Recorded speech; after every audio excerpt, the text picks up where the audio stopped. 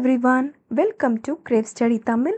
இந்த வீடியோவில் நம்ம என்ன பார்க்க போகிறோன்னா 10th ஸ்டாண்டர்ட் பப்ளிக் எக்ஸாம் முன்னாடி நம்ம என்னென்ன மாதிரியான கொஷின்ஸ் எல்லாம் பார்க்கணும், எந்த மாதிரியான கொஷின் பேப்பர்ஸ்லாம் நம்ம ரிவைஸ் பண்ணணும்னு தெரிஞ்சிச்சுன்னா நம்ம ஈஸியாக எக்ஸாமை அப்ரோச் பண்ணலாம், எந்த பயமும் இல்லாமல். ஸோ வாங்க இப்போ நம்ம பார்க்கலாம். ஃபஸ்ட்டு நமக்கு எப்பயுமே என்ன கேட்க போகிறாங்கன்னா, நீங்கள் ஹாஃப் இயர்லி குவார்ட்டர்லி எழுதின மாதிரி 15 1 மார்க்ஸ்க்கு வரும். ஸோ இங்கே கொடுத்துருக்க கொஷின் பேப்பரில் நான் உங்களுக்கு ஸ்க்ரோல் பண்ணுறேன். ஓகேவா? இந்த ஒவ்வொரு கொஷினையும் நீங்கள் என்ன பண்ணியிருப்பீங்க, ஆல்ரெடி படிச்சிருப்பீங்க. அதை ஜஸ்ட் நீங்கள் இங்கே ரீகால் பண்ணுங்கள். ஓகேவா? அடுத்து நீங்கள் என்ன பண்ணணும்னா கரெக்டான ஆன்சர்ஸஸ் பாருங்கள். இதில் ஏதாச்சும் ஒரு கொஷின்ஸ் க்ரியேட்டிவாக வந்துருந்துச்சுன்னா அந்த கொஷினை நீங்கள் மார்க் பண்ணி வச்சுக்கோங்க ஆர் நோட் பண்ணி வச்சுக்கணும். அதுக்கடுத்து நீங்கள் என்ன பண்ண போகிறீங்கன்னா, அது ரிலேட்டடான கொஷின்ஸ் எல்லாமே பாருங்கள், புக்கில் சர்ச் பண்ணி பாருங்கள். அப்போ தான் நீங்கள் நிறையா தெரிஞ்சுக்கலாம் படிக்கும்போது. ஓகே, இப்போ 15 மார்க்ஸ் வந்து நமக்கு 1 வேர்ட்ஸில் வந்துடும். இதை நம்ம தரவாக படிச்சிங்கன்னா புக் பேக் படித்தாலே அழகாக 12 மார்க்ஸ் ஸ்கோர் பண்ணலாம். அடுத்தது நம்ம எப்படி வந்து க்ரியேட்டிவான கொஷின்ஸ் கேட்பாங்கன்னா புக்கின் சைட்லேருந்து தான் கேட்பாங்க. ஸோ புக்கின் சைடும் நீங்கள் என்ன பண்ணிக்கோங்க, தரவாக படிச்சுக்கோங்க. நீங்கள் எந்த கைடு யூஸ் பண்ணுறீங்களோ அதிலிருந்து. அடுத்து 18 மார்க்ஸ்க்கான கொஷின்ஸ் வரப்போகுது. இதில் பார்த்தீங்கன்னா பகுதி 2ல் ஃபஸ்ட்டு பிரிவில் 8 மார்க்கான கொஷின்ஸ் வருது. ஓகேவா? இதை நீங்கள் இங்கே கொடுத்துருக்கதெல்லாம் தரவாக படித்ததை ரீகால் பண்ணி பாருங்கள். நியூவான கொஷின்ஸ் வந்துருந்துச்சுன்னா கட்டாயமாக அதை மார்க் பண்ணி வச்சுக்கோங்க. அடுத்து பிரிவு 2ல் பார்த்தீங்கன்னா உங்களுக்கு 10 மார்க்ஸ்க்கான கொஷின்ஸ் இங்கே வரும். இங்கே கலைச்சொற்கள் தருகன்னு இருக்குல்ல, இது வந்து நம்ம ஆல்ரெடி புக் பேக்கில் இருக்க கொஷின்ஸை வந்து எல்லாமே தரவாக படிச்சிங்கன்னா அதுலேருந்து கண்டிப்பாக 2 வந்துடும். கண்டிப்பாக 2 மார்க்ஸ் இதில் நம்ம ஸ்கோர் பண்ணிடலாம். ஓகே, இந்த கொஷின்ஸ் எல்லாம் மார்க் பண்ணிக்கோங்க. அடுத்து பகுதி 3ல் நமக்கு 18 மார்க்கான கொஷின்ஸ் வரும். ஸோ இது எல்லாமே ஈஸியான கொஷின்ஸ் தான். நீங்கள் வந்து ஆல்ரெடி படித்ததை ஜஸ்ட் இங்கே வந்து உங்களுக்கு எத்தனை கொஷின்ஸ் தெரியுதுன்னு பார்த்து நீங்களே அனலைஸ் பண்ணி ஒரு மார்க்ஸ் எடுத்துகிட்டு வரலாம். ஸோ கடைசியில் எவ்வளோ மார்க் நீங்கள் ஸ்கோர் பண்ணியிருக்கீங்க தெரியாதுக்கெலாம் ஜஸ்ட்டு நீங்கள் வந்து மார்க்ஸ் போட வேணாம். இதை நீங்கள் அனலைஸ் பண்ணிக்கோங்க. அப்போ தான் எவ்வளோ நம்ம ரெடியாக இருக்கோம் அப்படின்றது வரைக்கும் நமக்கு தெரியும். ஸோ ஆன்சர் தெரிலனா கவலையப்பட வேணாம். அதை அழகாக மார்க் பண்ணி வச்சுக்கோங்க. வச்சுட்டு அதை அடுத்ததே படிக்க ஆரம்பிச்சிருங்க. ஓகே, இப்போ நம்ம பார்த்தீங்கன்னா அடிப்பிறலாமல் எழுதுகன்னு இருக்குல்ல, இங்கே பாருங்கள் ஏதாச்சும் ஒரு பாடல் தான் நமக்கு இங்கே கேட்டிருக்காங்க. நம்ம கண்டிப்பாக எப்பயுமே பாடல்லாம் எழுதும்போது பாடலோட டைட்டில் எழுதணும், தலைப்பு எழுதணும், அடுத்து அதோட ஆசிரியர் யாருன்னு நம்ம எழுதணும் கண்டிப்பாக. இது எழுதுனா நமக்கு ரொம்ப நீட் ப்ரெசன்டேஷனாக இருக்கும். ஃபுல் மார்க்ஸ் அப்படியே நமக்கு கிடைக்கும். இந்த கொஷின்ஸ்லாம் அப்படியே மார்க் பண்ணிக்கோங்க, பார்த்துட்டே வாங்க. அடுத்து எப்பயுமே எக்ஸாம் போகிறதுக்கு முன்னாடி முதல் நாள் நீங்கள் கண்டிப்பாக அந்த எக்ஸாமை வரப்போகிற நம்ம என்ன பண்ண போகிறோம், ஓகே இந்த கொஷின்ஸ் தான் வரும் வராதுன்னு சொல்லிட்டு சில பேர் இருப்பாங்க. அப்படி இல்லாமல் இம்பார்ட்டன்ட் கொஷின்ஸ் எல்லாமே படிச்சுக்கோங்க. அட் த சேம் டைம் நம்ம என்ன பண்ணணும், எக்ஸ்ட்ரா படிக்காத கொஷின்ஸை முன்னாடியே படித்து வச்சுக்கணும். எக்ஸாமுக்கு முன்னாடி நாள் போட்டு நீங்கள் ரொம்ப டென்ஷனோட படிக்க தேவையில்லை.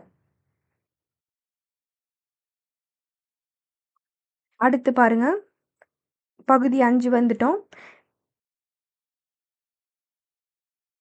ஓகே, இந்த இதெல்லாம் மார்க் பண்ணிக்கோங்க. இங்கே நமக்கு சாலை பாதுகாப்பு ரிலேட்டடான ஒரு கட்டுரை கொஷின் கேட்டிருக்காங்க.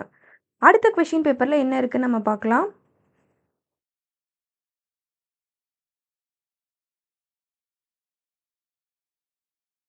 இதுலேயும் அதே மாதிரி 15 மார்க்ஸ்க்கு நமக்கு கொஷின்ஸ் இருக்குது. இது எல்லாமே நீங்கள் ரீகால் பண்ணிகிட்டே வாங்க. மார்க்ஸும் அப்படியே நீங்கள் போட்டுகிட்டே வரலாம், எவ்வளோ ஸ்கோர் பண்ணுறீங்க அப்படின்ற மாதிரி.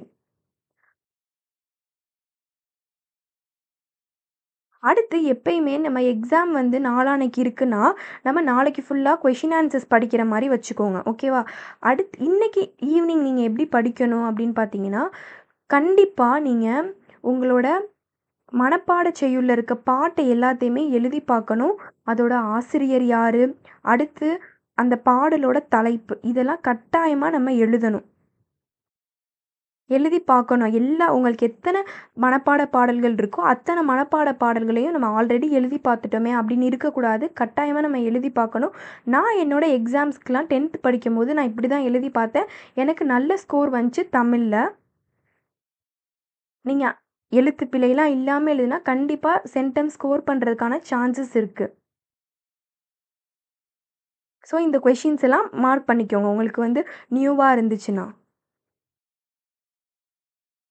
இப்ப நம்ம அடுத்த கொஸ்டின் பேப்பர் பார்த்துருவோம்.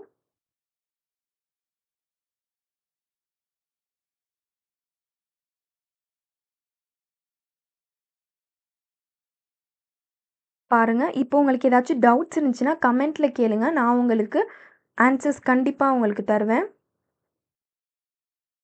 அடுத்து நீங்க கட்டுரை படிக்கும்போது எப்பயுமே நான் இம்பார்ட்டன்டான டாபிக் சொல்றேன். அந்த டாபிக்கும் நீங்க படிச்சு வச்சுக்கோங்க. கட்டுரையில பார்த்தீங்கன்னா, சாலை பாதுகாப்பு வரும் உங்களுக்கு.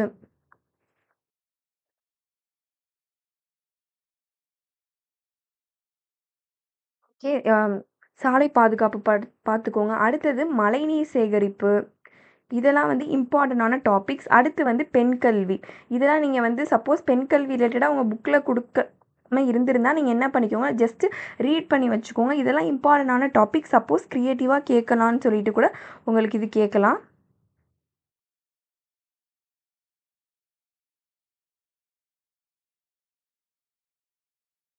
ஓகே. இந்த கொஸ்டின்ஸையும் நீங்க மார்க் பண்ணி வச்சுக்கோங்க. இங்க பார்த்தீங்கன்னா, உங்களுக்கு கட்டுரையில கொரோனா பெருந்தொற்று பத்தி கேட்டிருக்காங்க.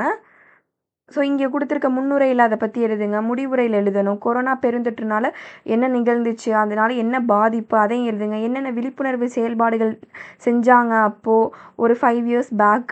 அதையும் நீங்க வந்து கொஞ்சம் ஞாபகப்படுத்தி எழுதுற மாரி வரும். ஸோ இதையும் நீங்க வந்து நோட் பண்ணி வச்சுக்கோங்க. இம்பார்ட்டன்டான போட்டு வச்சுக்கோங்க. ஏன்னா, இது நியூவா பார்க்குறோம்ல இப்போ நம்ம.